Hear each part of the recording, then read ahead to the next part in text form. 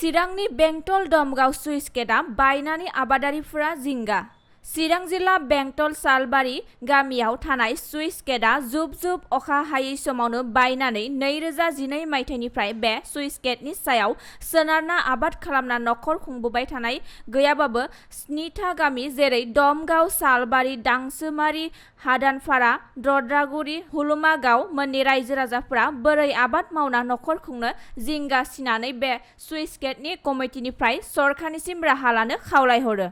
ओरैहाय एमएलए जयन्त बसुमतारियाबो खौरां मोननाय लोगो लोगो बे थावनियाव नायगिदिंफैना आबादारिफोरजों सावरायो। गावनि बियाब सिङाव गोग्लैनायलाय आरो सिगांनि सरकार समाव बोरै मावलांखो बेनि सायाव गोख्रोङै नायबिजिरगोन आरो लुफुंनो बिफाननिसिम खावलायनायाव राहा लागोन बे सुइस गेटखौ लुफिननायनि जाहाथे आबाद मावना नखर खुंनो हानायनि होनना फोरमायो।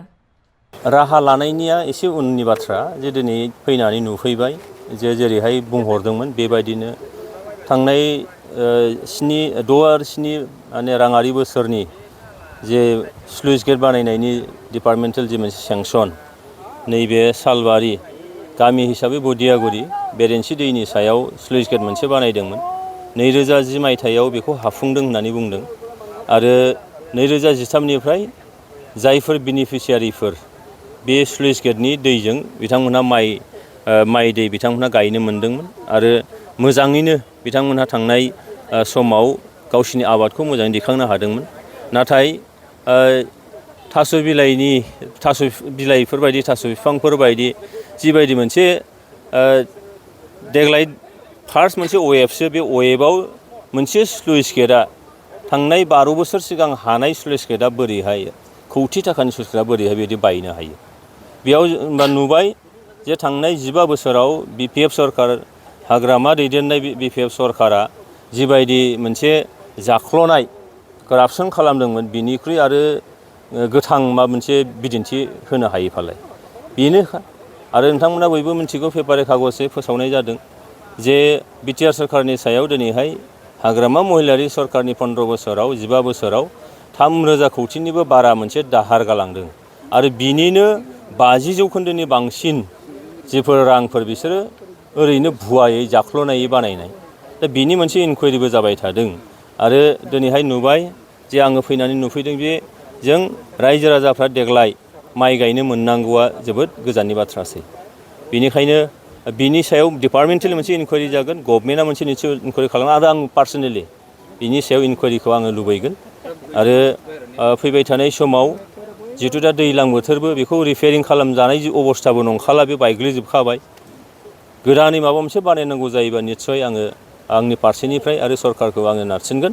जाहाथे जोंनि रायजो राजाफ्रा फैबाय थानाय समाव जेरैबायदि दैखौ मोननानै माइ दै आबाद मावनो हादोंमोन, नखर संसारखौ मोजाङै सामलायनो हादोंमोन, गथ' गथायखौ फोरोंनो फेदेरनो फोलावनो हादोंमोन, बे राहाया जाहाथे जाफिनो बिनि थाखाय निस्सय नाजानाय जागोन। बायनायखौ नायोबा सिङाव जाबायदि एस्टिमेटआव लिरनाय बेबायदिखौ मावनाय जायाखै बिनि बेखौथ' एकदम मेगनजों नुखानाय जे नोङो थांनाय 12 बोसोर सिगां हानाय मोनसे स्लुइस गेटनिया बोरैहाय नों सिंजों गगल जालायनो हायो फालाय।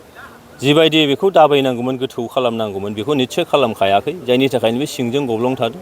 सिंनि हाया माने सुस्राजोबनानै बे बायग्रबदों आरो दा बायखांनायनि उनाव जों जे नुबाय जेरैबायदि बेयाव रडफोरखौ होनांगौमोन, लहानि रडखौ जेरैबायदि होनांगौमोन बेबायदि निस्सय बानायनाय जायाखै, जों बयबो मेगनजोंनो नुखाबाय। दा होमबा बिनिफ्राय नुयो जे एस्टिमेटखौ फल' खालामाखै। निस्सय एस्टिमेटखौ फल' खालामनायमोनब्ला बेयो निस्सय बिदि जानाय नङामोन। दा बेयाव डिपार्टमेन्टेलि माबायदि साननाय जाखो बै समाव गभर्नमेन्टआ माबायदि नायखो आरो जायखौ बानायदों बे थिकादारनि सायाव मा बेबस्था लानो हायो बिनि सायाव निस्सय आं गभर्नमेन्टनि सायाव आपिल खालामो। बे ओनसोलनि 8था गामि आरो 250 बिगा माइ गायनाय जायो बे ओनसोलाव। दा माइ गायनो मोनाब्ला मा जेंनायाव गोग्लैनो हागौ? 250 बिगा नङा 2,500 बिगा बिदि जागोन हयथ' बेनिख्रुइ बांसिनबो जानो हागौ। दा बेयाव सिदा सिदि 10था गामिया बिनि दै मोनो आरो बिनिनो आग्लायलांनाय माखासे दैजों आरोबाव 4बासो गामिया माइ गायो। बेनिखायनो बेयाव 2,500निफ्राय 3,000 बिगानि गेजेराव जागोन। दा देग्लायथ' उफाय गैलिया जे नोङो अखानि दैजों निस्सय सोनारनांसिगोन आरो खालमासिफोरनिफ्राय निस्सय माबा मोनसे राहा लानो हायो बेखौ आंनि फारसेनिफ्राय बिफानारिनाव आर'ज गाबगोन आरो बेबायदि खामानिखौ रायजो राजाफ्रा जाहाथे फैबाय थानाय समाव जेंनायाव गोग्लैनाङा बिनि थाखाय निस्सय राहा लानाय जागोन आरो बे गोदानैसो निसय खालामफिननांगोन मानोना बेयाव रिपेयारिं खालामजानाय अबस्थायाव बे गैलिया उपाय गैया जेरैबायदि बायनानै थांबाय बायनायखौ जों मा खालामबावनांगौ पाब्लिकआ एकदम सेस जाजोबसिगोन आरो बिदिनो अननानै सरकारा अननानै एसे माबा मोनसे बेबस्था खालामनानै होयोब्ला जोङो पाब्लिकनो एसे सुबिदा होयोब्ला जोंहा गोजोननाय फैगौमोन आरो दा बेसो बिराद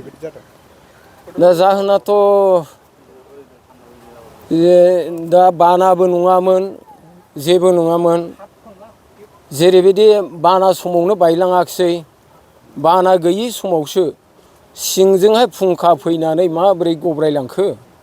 बेबायदि दसेनो बियो गब्रायनानै थांबाय आरो गोलैलांजोबबाय दा माइ गायनो सुबिदायानो गैला बेबायदि आरो दाथ'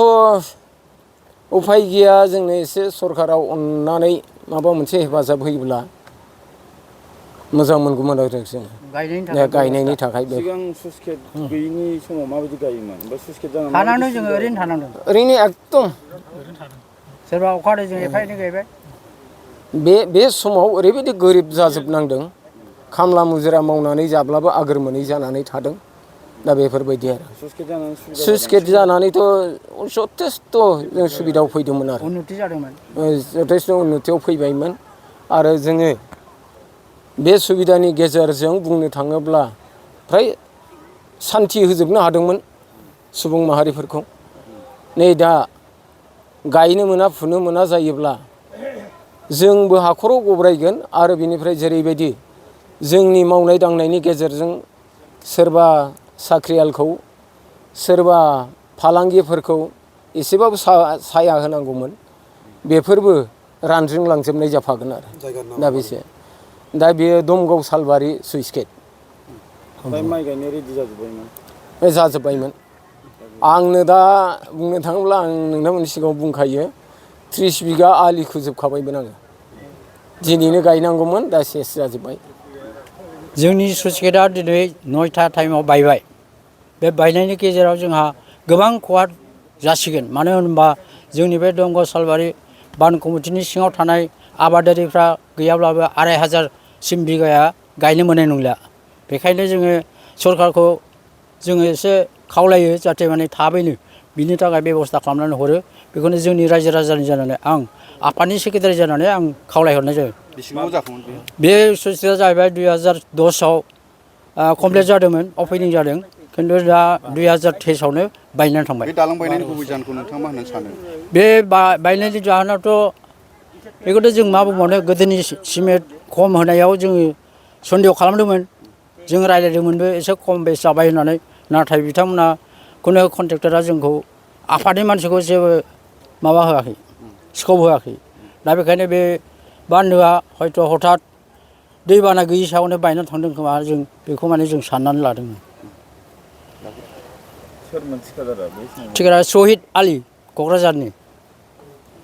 दा बे बायनायनि जाउनावथ' नोंथांमोनहा माने माइखौथ' गायनो मोननाय नंला जों माने जोङो दुब्लियाव जोंना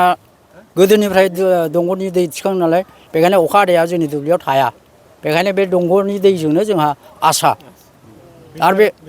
बेजोंनो गायजोबो 7टा 8टा गामिया